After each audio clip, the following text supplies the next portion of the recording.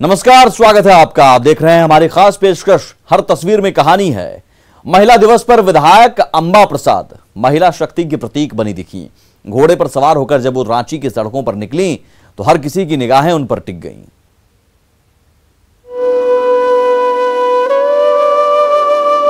पीछे समर्थकों का काफिला और आगे घोड़े पर सवार कांग्रेस विधायक अंबा प्रसाद निकल पड़ी है उस नारी शक्ति को जगाने जिसे हमेशा से कुचला जाता रहा, आगे बढ़ने से रोका जाता रहा है।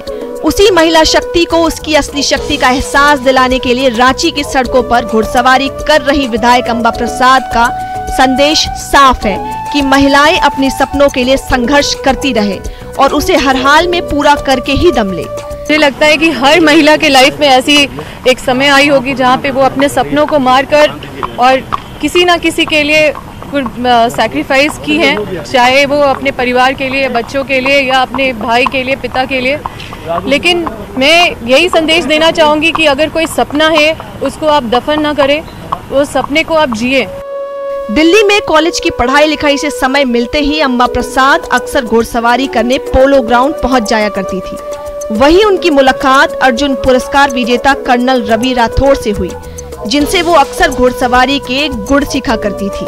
जब कर्नल रवि राठौड़ ने उन्हें महिला दिवस पर मारवाड़ी नस्ल का घोड़ा गिफ्ट किया तो एक बार फिर वो खुद को घुड़सवारी करने से रोक नहीं सकी। अंतर्राष्ट्रीय महिला दिवस के अवसर पर घोड़ा भेंट किए हैं और मैं दिल्ली में जब पढ़ाई करती थी तो मेरा ये हॉबी था और मैं परस्यू करती थी। यहाँ पर झारखंड में 10 महिलाएं और भी होंगी जो एमएलए हैं, पर आप हैं जिनको घोड़ों से लगाव है और राइडिंग करते थे पहले, उनसे मैं पहले जानकार। घोड़े पर सवारी गांठ रही विधायक अंबा प्रसाद उभरती नारी शक्ति का प्रतीक तो है ही, आधी आबादी को पूरी जिम्मेदारी देने की आवाज भी बुलंद करती नजर आ रही है। Niranjan, news 18 Ranchi. Ranchi railway station की कमान महिला रेल कर्मचारियों के हाथ में रही तो महिला लोको पायलटों की टीम ने रांची टोरी एक्सप्रेस को मंजिल तक पहुंचाकर ही दम लिया। महिला दिवस के मौके पर देखिए ये खूबसूरत तस्वीर।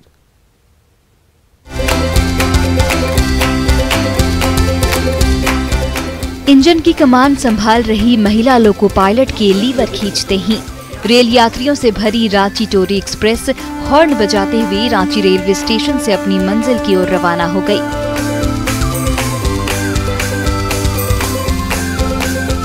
इंजन से लेकर एक एक बोगी और पूरे ट्रेन का कंट्रोल महिला रेल कर्मचारियों के हाथ में रहा तो ट्रेन की हिफाजत महिला आरपीएफ जवानों के हवाले रही, जो रास्ते भर रेल यात्रियों की सुरक्षा का जायजा लेती दिखी। तो आत्मविश्वास से लबरेज दोनों महिला लोको पायलटों ने रांची से लेकर टोरी तक के सफर के दौरान पूरी ट्रेन को संभाले रखा। ये तो हम लोगों की रोज की ही ड्यूटी है। हम लोग का तो ट्रेनिंग ही इस चीज़ का मिला है कि हमें गाड़ी ही चलाना है, इसलिए हम इसे बहुत ही अच्छे से करते हैं और करते चले आ रहे हैं। सभी महिलाओं को कहूँगी कि वे अपने में आत्मविश्वास रखें, आत्मनिर्भर बने और सचमुच में कोई भी काम कठिन नहीं है, करने चाहे तो सब कुछ संभव है। उसी को बोलेंगे और भी ज़्यादा मेहनत करें, लड़की चाहे तो कुछ भी कर सकती है, तो आज कभी लड़कों से कम ना समझे, हम लड़कों से बराबर है, हम सब कम कर रहे हैं और करते रहेंगे। महिलाएं हर क्षेत्र में पूरी तरह कैपेबल हैं और वो खुद से बहुत अच्छे से सब कुछ हैंडल कर सकती हैं और ये दिन स्पेशली उनके पावर को रिकॉग्नाइज करने के लिए ये एफर्ट लगाया गया है। रांची लोहरदगा ट्रेन की कमान तो महिला लोको पायलटों ने संभाला ही। रांची रेलवे स्टेशन की साफ सफाई से लेकर टिकट काउंटर, टिकट चेकिंग और सुरक्षा से लेकर हर मोर्चे पर महिला रेल कर्मचारियों का ही बोलबाला रहा। ब्लू वर्दी पहने महिला टीटी ने टिकट चेकिंग की जिम्मेदारी संभाली तो खाकी वर्दी से लैस महिला आरपीएफ जवान सुरक्षा में मुस्तैद नजर आई।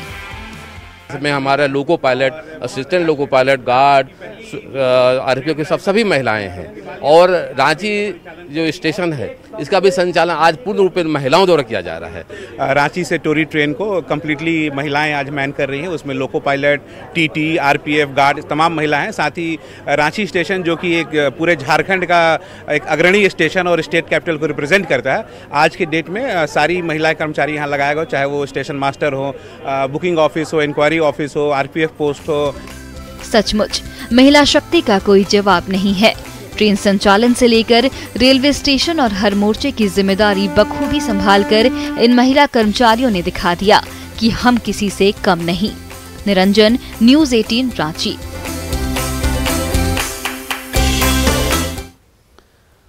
और वहीं पटना का गुलजार बाग रेलवे स्टेशन दिन भर महिला रेल कर्मियों से गुलजार रहा, जहां बुकिंग काउंटर से लेकर पूरे रेलवे स्टेशन की कमान महिलाओं के हाथ में रही। यात्रीगण कृपया ध्यान दें, पटना की ओर जाने के लिए 0:32 पटना पास। नारी शक्ति का कमाल देखना हो तो पटना की गुलजार बाग रेलवे स्टेशन पर आपका स्वागत है। बुकिंग काउंटर पर टिकट काटना हो या फिर पूछताछ केंद्र में सवाल लेकर पहुंचे रेल यात्रियों की जिज्ञासा शांत करना हो,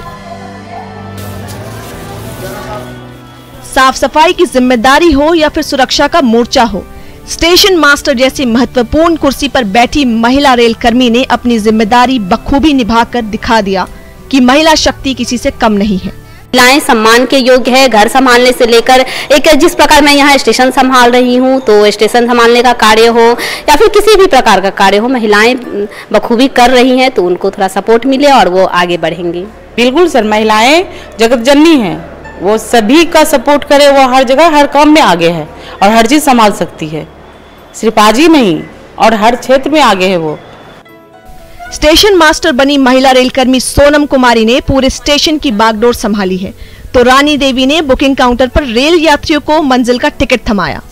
पूछताछ केंद्र में बैठी महिला रेलकर्मी अनीता कुमारी रेल यात्रियों के सवालों का जवाब देती नजर आई, तो गुलजार बाग रेलवे स्टेशन में तैनात महिला सब इंस्पेक्टर वीना देवी ने रेल यात्रियों की हिफाजत में कोई कोर कसर नहीं छोड़ी।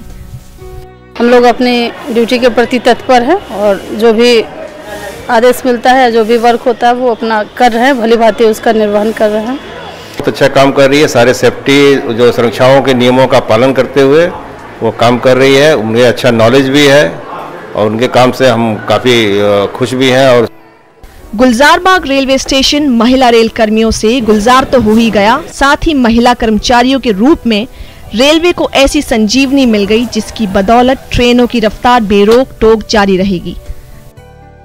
अमित सिंह, न्यूज़ 18 पटना।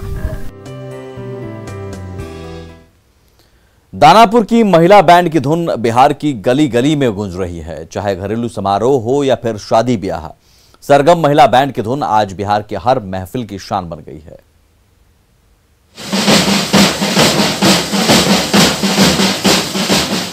ड्रम पर ताल से ताल मिला रही सरगम महिला बैंड की टोली ढिबरा गांव की गली गली में बदलाव की बयार बहाती हुई बढ़ी चली जा रही है।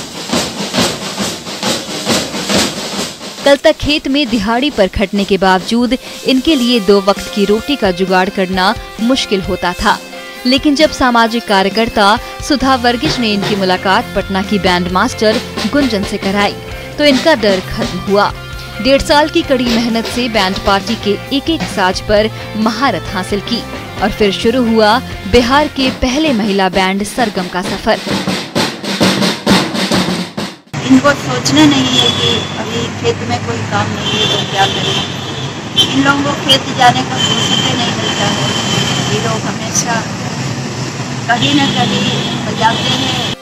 किसी ने कहाँ सोचा था कि साल 2012 में महादलितों के गांव ढिबरा की इस छोटी सी गली से शुरू हुआ सरगम महिला बैंड का काफिला कभी माया नगरी तक जा पहुंचेगा। लेकिन बढ़ती कामयाबी और प्रसिद्धि का नतीजा था कि महानायक अमिताभ बच्चन के बुलावे पर महिला बैंड के ये सदस्य मुंबई पहुंचे, जहां बॉलीवुड ने तहे दिल से बिहार के इस महिला बैंड का न सिर्फ इस्तकबाल किया बल्कि हौसला भी बढ़ाया, और इसके बल पर महिला बैंड का ये कारवां हर दिन बढ़ता ही चला जा रहा है। तो बहुत अच्छा लगेगा। हाँ। बहुत हम लोग दूर दूर जाते हैं तो अच्छा लगते है जाने में। हाँ। शादी ब्याह में हाँ, शादी ब्याह सौरो बजाती है। बहुत अच्छा हम लोग काम किए कि एक पूरा बिहार तक ले, बहुत दूर दूर तक ले हम लोग जाते हैं। सब लोग कहते हैं कि हाँ ये लोग महिला है, अच्छा काम किया कि ऐसा अपना घर से निकल कर काम करने लगा। ढिबरा के महिला बैंड की पूछ हर दिन बढ़ती जा रही है, चाहे घरेलू समारोह, शादी ब्याह हो रहा हो या फिर कोई और फंक्शन। ढिबरा गांव के महिला बैंड की ये धुन आज बिहार के हर महफिल की शान बन गई है। अमरजीत, न्यूज़ 18 दानापुर। और बेगूसराय की फुटबॉलर बेटियों के दम से बरौनी फ्लैग गांव आज खेल गांव के नाम से जाना जाता है, जहां की हर बेटी अपने एक किक से अपने सारे सपने पूरे कर रही हैं। बरौनी फ्लैग आज खेलगांव बन गया है। वो इसलिए क्योंकि खेलगांव की बेटियों के लिए फुटबॉल महज खेल नहीं बल्कि जिंदगी है। सुबह होते ही यमुना स्टेडियम के हरे भरे मैदान में जुटी खेलगांव की ये दमदार बेटियां फुटबॉल के साथ कई घंटों तक पसीना बहाती नजर आती हैं।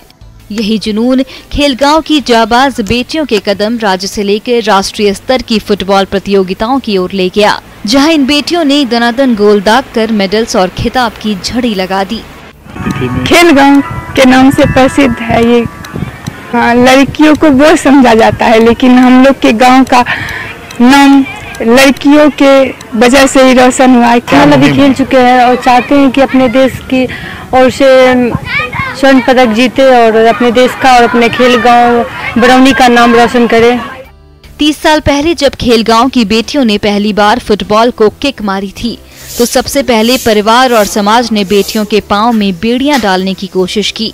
लेकिन बेटियों के जज्बे और जुनून के आगे आखिरकार खेलगांव का माहौल बदला और आज इस गांव के हर घर की बेटी राष्ट्रीय और अंतर्राष्ट्रीय प्रतियोगिताओं में गोल दागकर सरकारी नौकरी कर रही हैं।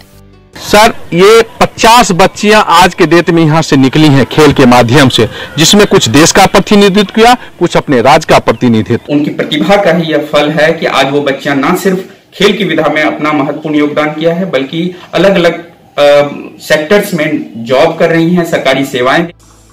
बेटियों को अभी भी बोझ समझा जाता है, लेकिन बेगूसराय के खेलगांव की फुटबॉलर बेटियां माँ बाप का स्वाभिमान तो हैं ही। अपने शानदार प्रदर्शन की बदौलत खेलगांव ही नहीं बल्कि बिहार और पूरे देश का नाम रोशन कर रही हैं। संतोष कुमार, न्यूज़ 18, बेगूसराय। और तस्वीरें अभी और भी हैं, कहानियां अभी और भी हैं। लौटते हैं बस थोड़ी ही देर में।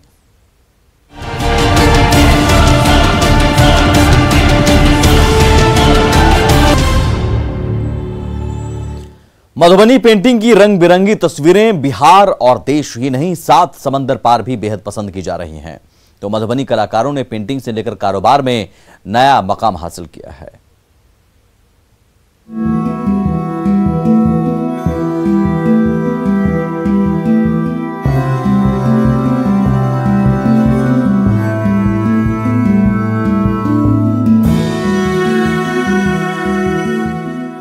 मधुबनी पेंटिंग बना रही महिलाओं के चेहरे पर जो मुस्कान है वो उनकी कामयाबी को बयां कर रहा है, क्योंकि इन कलाकारों की कलाकारी विदेशों तक पहुंच रही है।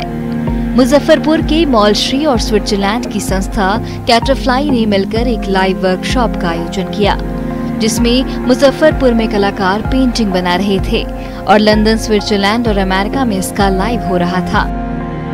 मुजफ्फरपुर में जब ये वर्कशॉप चल रहा था, तभी लंदन से राजीव नंदन, स्विट्जरलैंड से कैटरफ्लाई की मृगा जी और अमेरिका से नितिन प्रधान जुड़े। इसका मकसद ये था कि वहाँ जो लोग इसमें रुचि रखते हैं उन्हें इसकी बारीकियां समझाई जा सके।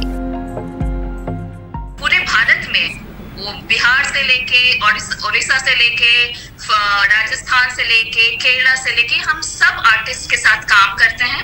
और ये जो इनिशिएटिव है इन आर्टिस्ट के साथ इनको और बढ़ावा देने का। हमारे मुजफ्फरपुर शहर के बच्चे इसको सीखें।